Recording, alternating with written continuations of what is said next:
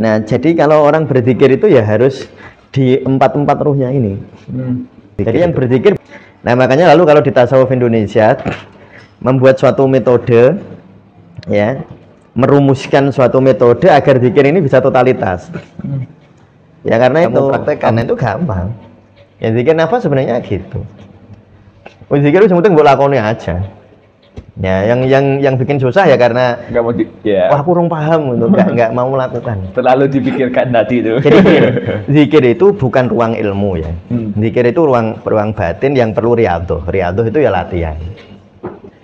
Bukan itu latihan zikir ini bukan S3, bukan disertasi. Bukan disertasi, bukan tesis ya. Yang penting dilakukan gitu.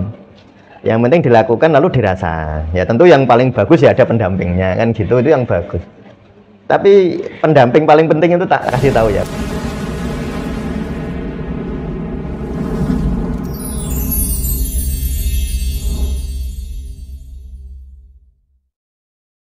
Assalamualaikum warahmatullahi wabarakatuh. Waalaikumsalam warahmatullahi wabarakatuh. Kali ini di Ngaji Tasawuf Saintifik. Nah, sebelumnya kita banyak sekali membahas mengenai kemana apa terakhir ya, Bro? Lupa ya. Nah, agar teman-teman, ini juga banyak requestan dari teman-teman yang bertanya di kolom komentar juga mengenai zikir nafas. Kali ini kita akan kembali lagi dibahas. Ya, menyegarkan zikir nafas dan mendalaminya, wis. Ya. Nah, baiklah, kita mulai dari zikir nafas yang pertama, zikir nafas jasadi. Iya. Jadi memang ini perlu dipahami secara lebih dalam ya. Karena sebenarnya kan manusia itu tugasnya zikir. Tugas manusia itu tugasnya zikir. Kalau kita lihat di Al-Qur'an itu wa ma khalaqtul jinna wal insa illa liya'budun ya.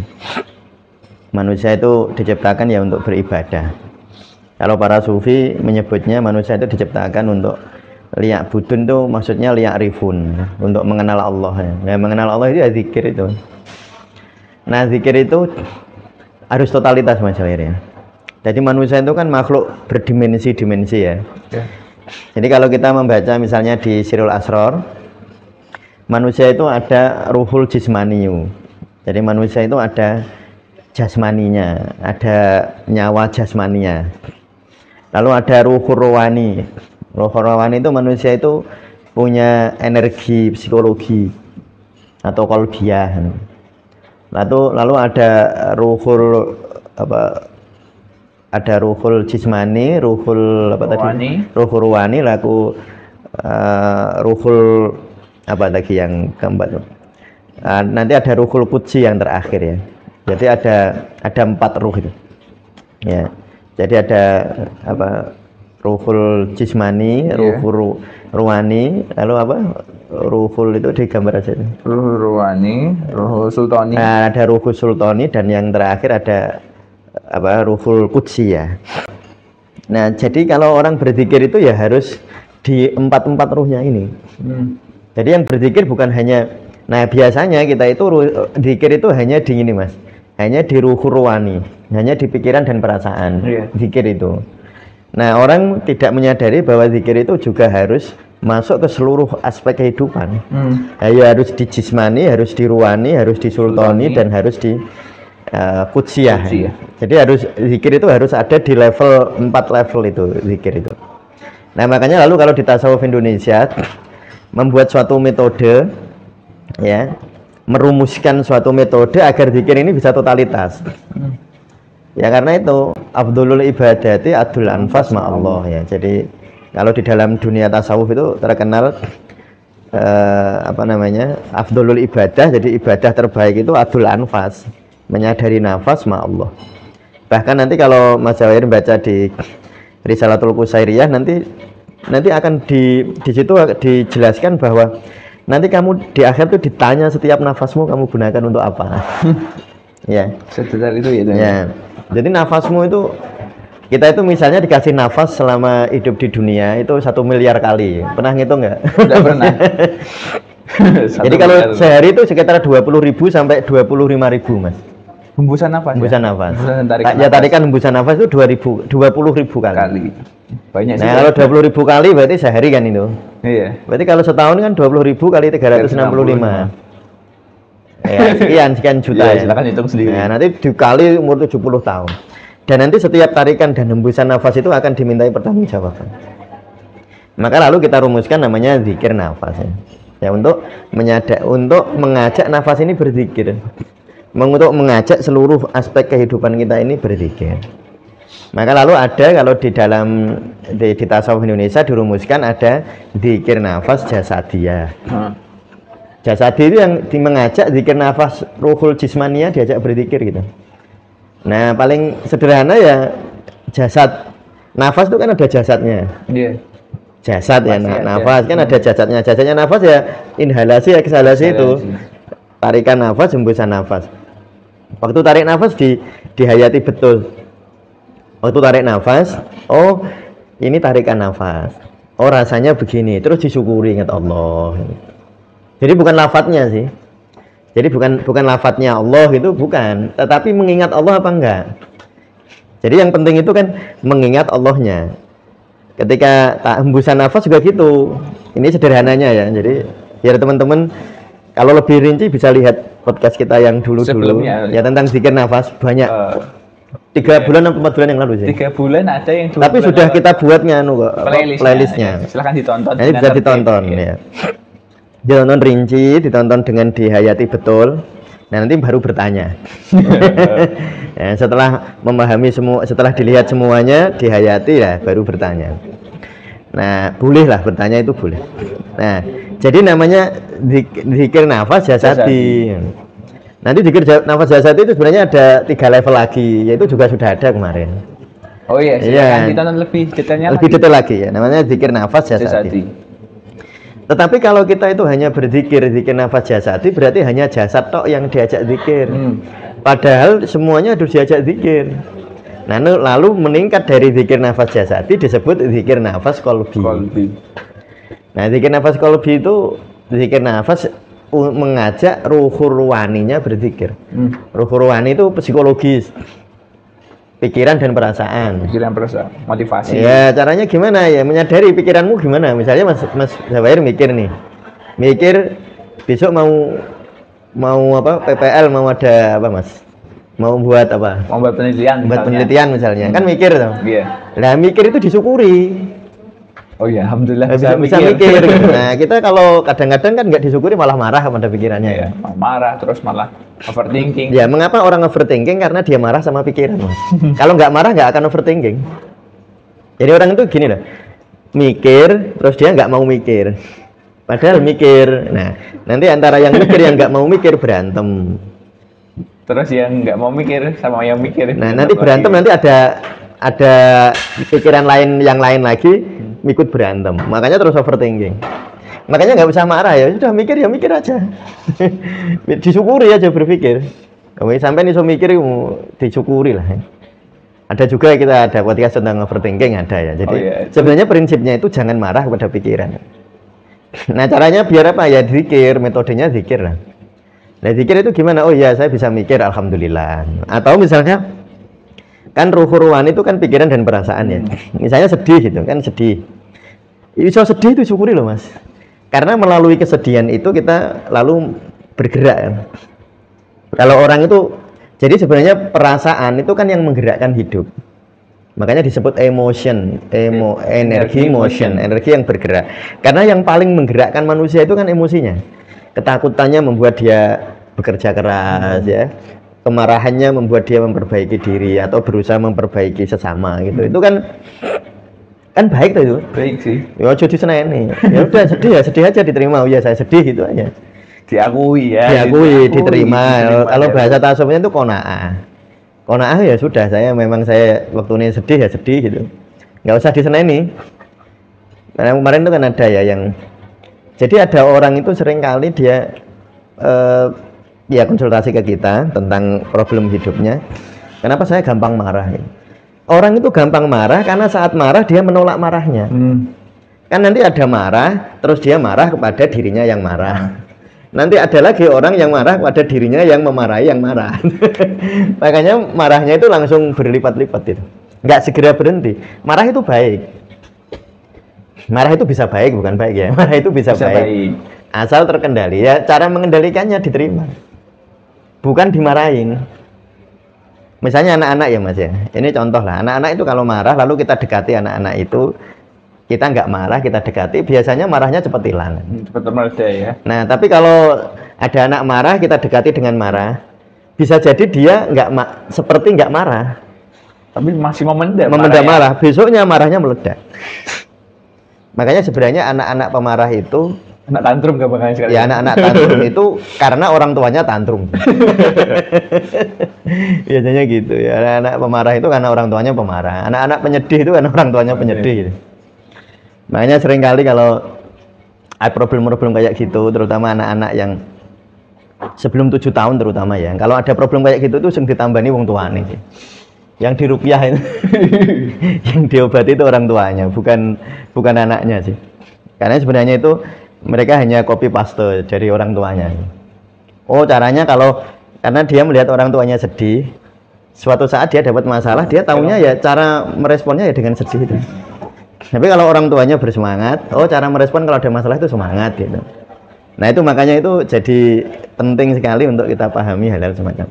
Nah itu namanya ruh ruhani. Jadi waktu kita bernafas, setelah kita bisa menghayati pernafasan tadi, lalu setiap hembusan dan tarikan nafas kita itu mengolah tadi ruh ruhaninya tentang pikiran dan perasaan. Diterima pikirannya waktu narik nafas, dihembuskan rasa nggak nyamannya. Kan pikiran kan mikir capek misalnya. Yeah. Tarik nafas lalu hembuskan, tarik nafas hembuskan. Tarik nafas, terima rasa sedihnya, hembuskan rasa sedihnya. Terima lalu hembuskan, terima hembuskan gitu. Itu namanya zikir nafas qalbiyah. Nah, ini ada zikir nafas yang lebih tinggi lagi. Pikiran dan perasaan itu kan ada papan tulisnya atau ada wadahnya. Yeah. Wadahnya pikiran dan perasaan itu kan rasa aku. Kan misalnya Mas Jawair misalnya tadi ya mau buat penelitian misalnya. Yeah. Aku harap gak penelitian, aku nih masih Mas. Oh iya, pasti itu. Jadi siapa yang marah? Kan aku. Siapa yang mikir? Aku. Siapa yang sedih? Aku. Siapa yang seneng? Ya, aku juga. Aku. Kan ada akunya. Numpuk banyak itu ya. Makanya kalau yang sedih orang nggak peduli sih kita. Karena nggak ada akunya. Oh iya, orang lain. Makanya kalau ada orang lain yang sedih, kita nggak masalah. Nah, karena yang sedih orang, nggak ada aku. Kecuali orangnya ada kita akukan, jadi misalnya itu anakku. Ono aku nih, atau dia sahabatku. Wah, jadinya itu ikut kita, jadi empat. Nah, jadi terhubung secara psikologisnya, gitu. Karena ada akunya. Nah, maka zikir nafas yang lebih subtil atau lebih goib. Subtil itu goib, tapi goib jangan dimanani goib seperti bayanganmu Mas. Goib setan, jin, enggak. Itu enggak goib itu. Nah, jadi itu yang lebih subtil adalah zikir nafas nafsi. Nafsi itu rasa aku. Rasa keakuan. Iya. Jadi kan aku gitu. Jadi waktu tarik nafas sadari akunya, waktu hembuskan nafas sadari akunya.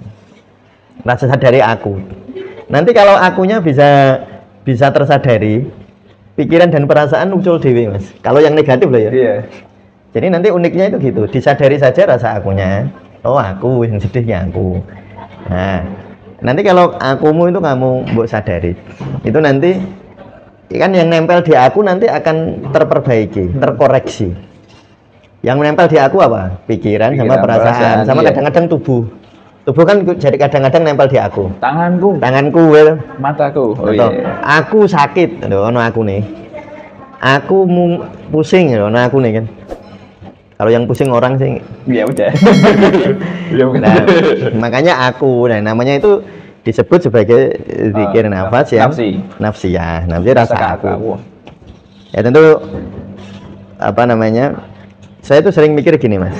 Teorinya itu kayak angel ya, teorinya. Tapi sebenarnya kalau praktek ya nggak susah-susah banget ya. Ya dilakukan ya. Iya, yang jadi susah karena nggak mau melakukan. Ya, kita nggak mau melakukan, tetapi kita itu seringkali itu berkutat di dalam teorinya. Wah, aku pengen memahami dulu baru dilakukan, enggak. Pokoknya dilakukan saisone. Contohnya gini, saya ngasih contoh ya. Sampean misalnya membuat dapat resep sayur asem. Sampean wah kok angel ya. Sudah kamu coba aja. Oh coba. Nah coba kan mbok coba kan rasanya kurang ini kan kerasa nanti. Oh iya. Oh berarti tadi asemnya kaken atau asemnya kesediaan. Kurang garam. Nah itu kurang garam. Oh ini kurang apa gitu. Oh sayurnya kurang. Oh terongnya ketuaan apa terlalu tua apa. Nah itu kalau sampean menghayati mbok lakoni tenan, kamu praktekkan, nah itu gampang. Ya zikir nafas sebenarnya gitu. Zikir itu penting mbok lakoni aja. Ya, yang bikin susah ya karena nggak mau wah kurang paham untuk nggak mau melakukan. Terlalu dipikirkan tadi itu. Jadi zikir itu bukan ruang ilmu ya. Zikir itu ruang batin yang perlu riyadhah. Riyadhah itu ya latihan. Bukan itu latihan zikir ini bukan S3, bukan disertasi. Bukan disertasi, bukan tesis ya. Yang penting dilakukan gitu. Yang penting dilakukan lalu dirasa. Ya tentu yang paling bagus ya ada pendampingnya kan gitu, itu yang bagus. Tapi pendamping paling penting itu tak kasih tahu ya. Pendamping paling penting itu niat. Jadi pendamping yang paling penting di dalam proses zikir kita itu niat kita. Niatmu apa? Nek niatmu elek yang dampingi setan. Misalnya kamu zikir kepengen menguasai orang lain. Oh iya. Saya berzikir biar bisa menguasai dia. Bisa saya berzikir. Nah, kalau zikirmu itu mursyidmu salah ya. Maksudnya nafsu egoistik. Iya, karena yang jadi makanya yang sebenarnya bagaimana cara menjaga zikir ini tetap baik. Ya, kan harus ada pendamping. Pendamping paling penting itu niatmu. Niat berzikirmu apa? Kalau niatmu tulus ya karena Allah, karena saya ingin mendapatkan ridho Allah, aman zikir mas. Ya aman zikir. Tapi kalau zikir niatmu macam-macam biar sakti, biar kebal, biar iso mabur, biar. Nah itu zikir kayak gitu sih bahaya sih. Mau pakai zikir apa saja bahaya zikir kayak gitu. Ada ruang bahaya dan bisa sakit jiwa juga. Oh itu ya, sering orang salah paham. Iya, jadi sebenarnya zikir itu yang paling bagus, yang menjaga zikir kita itu niat. Karena gini loh, ini rumusnya lah kok Pak Mustamir bilang gitu. Amin kalau membaca Nasoihul Ibad itu ada gini. Inna aunallahi biqadri niyati abdi. Pertolongan Allah, perlindungan Allah biqadri niyati abdi. Sesuai dengan niatnya hamba. Nah, makanya saya bilang begitu. Sementing niatmu, niatmu apa? Ya zikir, latihan zikir nggak masalah. Tapi niatmu elek, nah itu resiko tanggung sendiri. Makanya niat zikir itu, yang pertama mau zikir itu diniatkan apa dulu? Mencari kedamaian batin. Yang paling resiko yaitu zikir kepengen sakti, zikir pengen melet orang. Pengen melet, pengasihan. Nah itu zikir-zikir yang niatnya tidak murni, tidak mukhlasin, tidak mukhlis ya, tidak ikhlas, tidak bersih.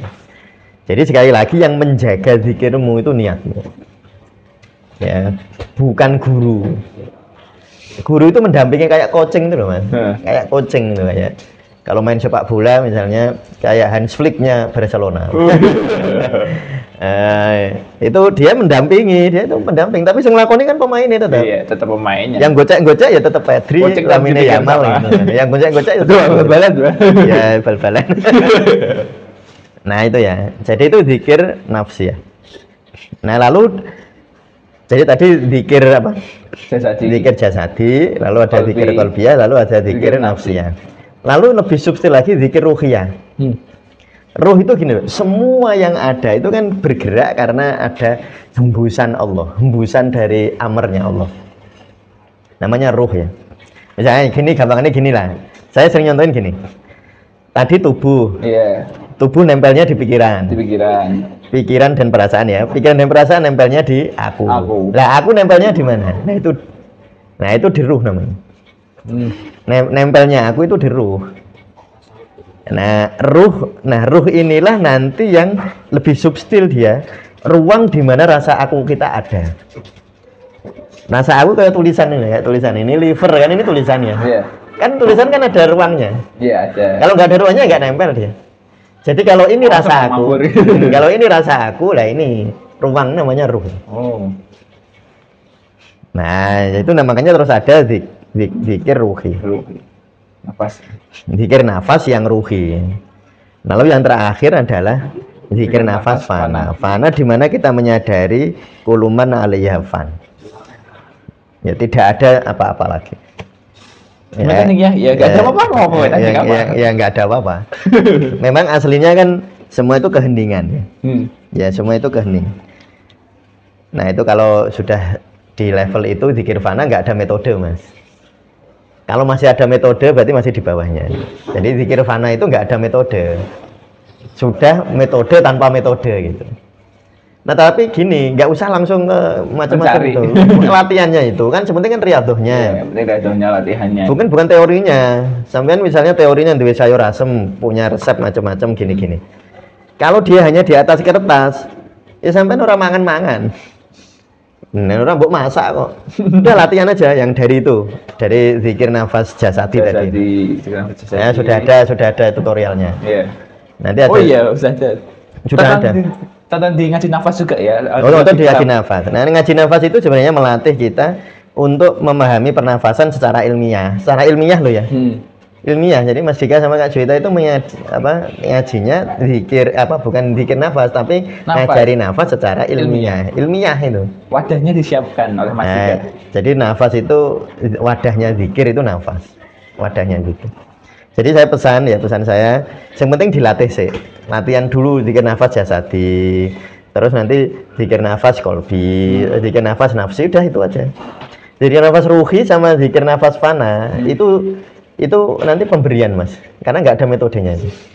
Nanti tiba-tiba bisa gitu. Kalau tadi niatnya dijaga sejak awal. Nah saya kira itu ya ini untuk penyegaran kembali tentang zikir nafas. Iya. Sehingga nanti teman-teman boleh nanti bisa lihat di podcast sebelumnya. Podcast yang dulu sehingga teman-teman bisa riyadhah, bisa latihan. Tetapi tadi itu yang menjaga zikir kita adalah niat. Karena itu Allah itu janjinya inna aunallahi biqadri niyati abdi. Pertolongan Allah itu tergantung niatnya. Ya saya kira gitu mas. Baik, kepada seluruh pemirsa dimanapun Anda berada, tolong tonton seluruh video kita dengan tertib agar bisa lebih utuh ya pengalaman. Iya. Dan mungkin ada pengalaman-pengalaman yang ingin diceritakan, tulis saja di kolom komentar. Pasti kita baca satu persatu. Terima kasih. Wassalamualaikum warahmatullahi wabarakatuh. Waalaikumsalam.